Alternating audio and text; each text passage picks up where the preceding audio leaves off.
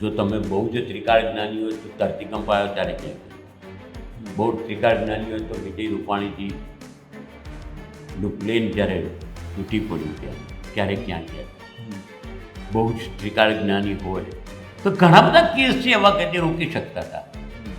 સનાતનની જ વાત કરતા હોય તો 84,000 ગાય રોજ કપાય છે, કેમ નથી બોલતા? બોલો ને, તમે સનાતનની વાત કરો છો. સનાતનની વાત કરો તો હિન્દુસ્તાનની અંદર આજ 12 વર્ષના પીરિયડની અંદર 7 લાખથી વધારે મંદિર તૂટી ગયા, કેમ નથી બોલતા? પૂછો. સનાતનની વાત કરો તો સરકાર હસ્તક મંદિરો કેમ છે, મસ્જિદો કેમ નથી, દારૂલ ઉલૂમ કેમ નથી, ચર્ચ કેમ નથી? પૂછો ને. આની અંદર ઘણા બધા વિષયોનું ઉલ્લંઘન કરીને જગતગુરુ બનીને બેસી ગયા. કોને અધિકાર છે આપવાનો?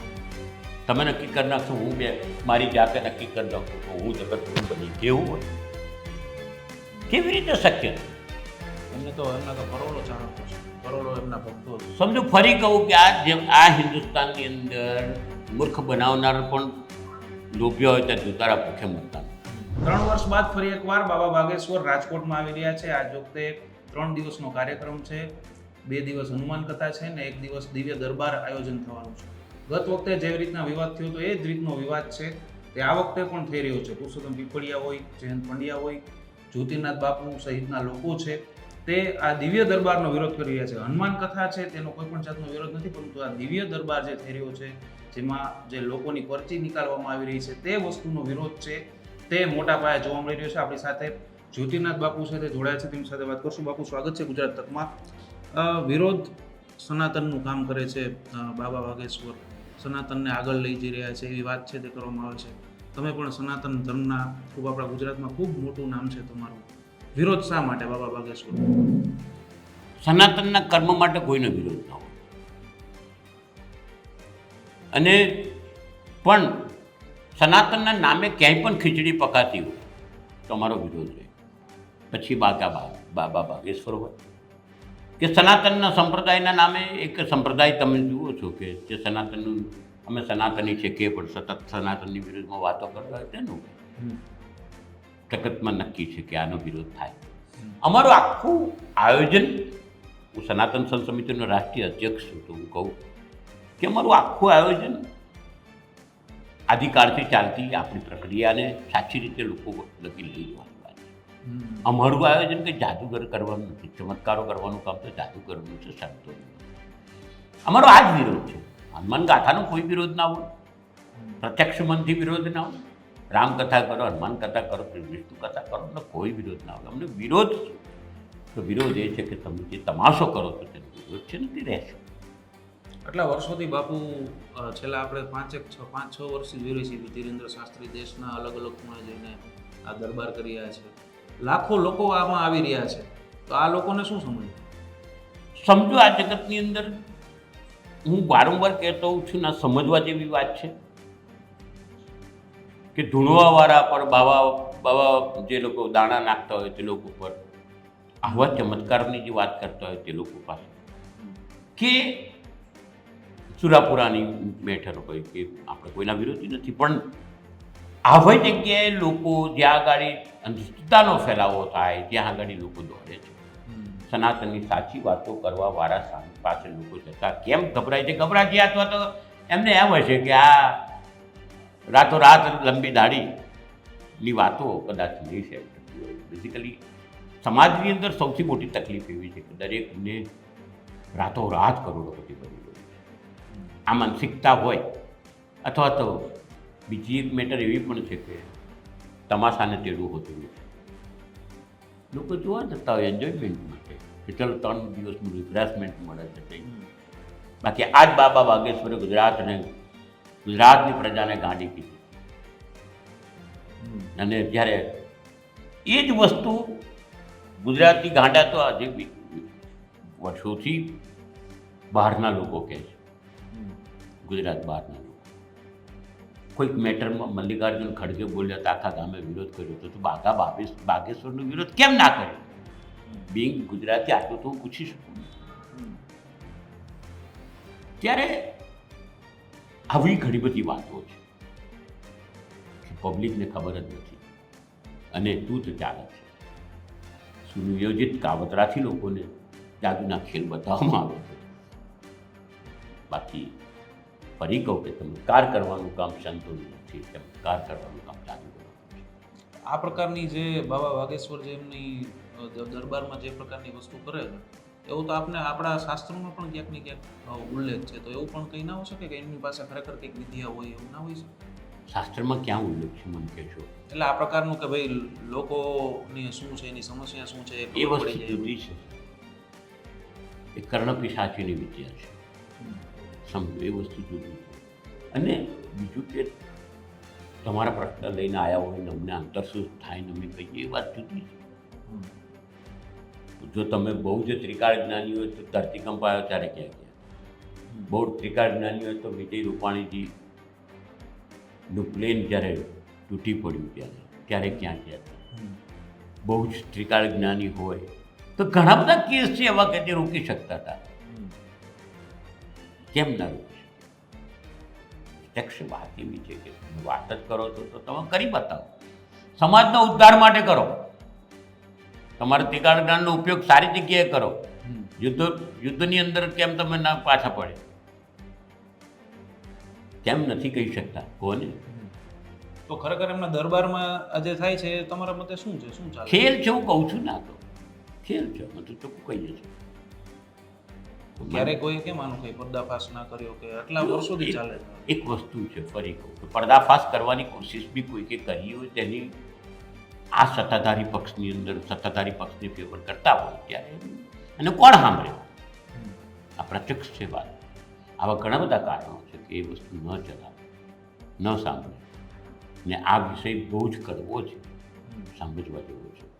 આપણે ત્યાં આગળ ઘણા બધા ગુનેગારો પણ સત્તાધારી પક્ષમાં જઈને ચોખ્ખા થઈ ગયા છે, સમજો. બહુ સિવિયર ગુનાઓ છે, એવું નથી. આ તો કશું ના કહેવાય ને એની સામે. એટલે આવું ઘણું બધું હોય છે જેને કોઈક ને કોઈક રીતે દબાવી દેવામાં આવતું હોય છે. કેમ તો કે પબ્લિક ભેગી કરવી છે, લોકોને મૂર્ખ બનાવવા છે, પછી સનાતનના નામે મૂર્ખ બનાવવા છે, અને રામ મંદિરના નામે અત્યારે લગી મૂર્ખ બન્યું. પ્રધાનમંત્રી પણ સપોર્ટ કરે છે એમને, એમના કાર્યક્રમોમાં જાય છે. પણ પ્રધાનમંત્રી તો આસારામ બાપુના કાર્યક્રમમાં બી જતા હતા, સપોર્ટ કરવાની જ વાત કરતા હતા. તમે કેમ એ ભૂલી ગયા?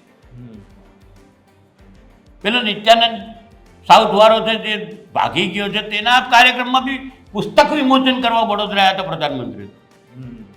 પ્રધાનમંત્રી ક્યાં નથી જતા ભાઈ? પ્રધાનમંત્રી તો પબ્લિક જોઈએ છે. લોકશાહીમાં જેટલા નેતા છે, પ્રધાનમંત્રીથી જેટલા નેતા છે, અમને તો પબ્લિક જોઈએ છે. પબ્લિક જ્યાં મળશે ત્યાં જશે, એમને કોઈ લેવા દેવા નથી. ને સનાતનની જ વાત કરતા હોય તો 84,000 ગાય રોજ કપાય છે, કેમ નથી બોલતા? બોલો ને, તમે સનાતનની વાત કરો છો. સનાતનની વાત કરો તો હિન્દુસ્તાનની અંદર આ 12 વર્ષના પીરિયડની અંદર 7 લાખથી વધારે મંદિર તૂટી ગયા, કેમ નથી બોલતા? પૂછો. સનાતનની વાત કરો છો તો સરકાર હસ્તક મંદિરો કેમ છે, મસ્જિદો કેમ નથી, દારૂલ ઉલૂમ કેમ નથી, ચર્ચ કેમ નથી? પૂછો ને.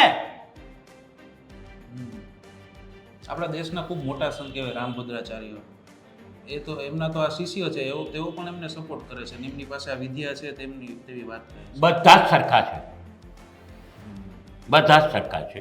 મૂળ સરકારની ફેવર કરી, પબ્લિક ભેગી કરી, લોકોને મૂર્ખ બનાવવા.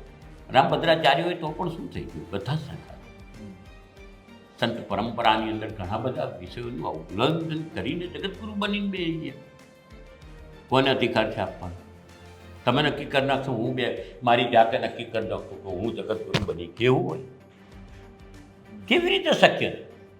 એમના તો કરોડો ચાહકો છે, કરોડો એમના ભક્તો છે. સમજો, ફરી કહું કે આ હિન્દુસ્તાનની અંદર મૂર્ખ બનાવનાર પણ લોભ્ય હોય ત્યાં દુતારા ભૂખે મરતા નથી. એક પ્રક્રિયા છે.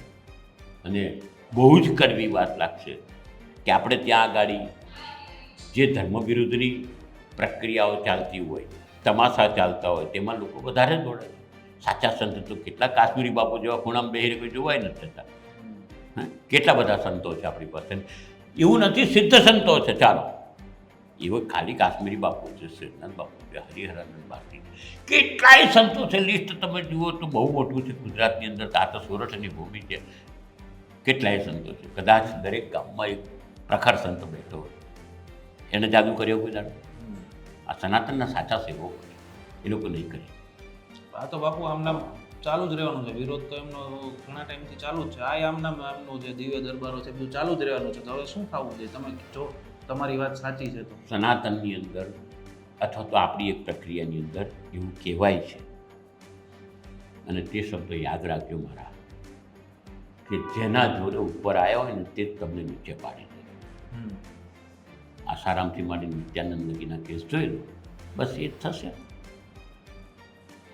ને એની જાતે એ વખત આવશે, એવું થશે હાલત આમની, એમ કે હા, એનું સ્ટિટ્યુટરી પોઈન્ટ આવી જશે, એમનો ઉપયોગ પૂરો થઈ જશે, પૂરું કરી દેશે. યાદ રાખજો મારા શબ્દ. આ થોડીક વિષય બહારની વાત, તમે ગાયોના કતલની વાત કરી, તો એક તરફ એ ચર્ચાઓ સોશિયલ મીડિયામાં બહુ ચાલે છે અને ઘણા રિપોર્ટ પણ એવા આવે છે કે એક તરફ સરકાર ગાયોના નામે મત માગે છે અને બીજી તરફ સૌથી વધુ આપણા દેશમાંથી જ ગાયનું માંસ છે, બીફ છે, તે એક્સપોર્ટ થાય છે.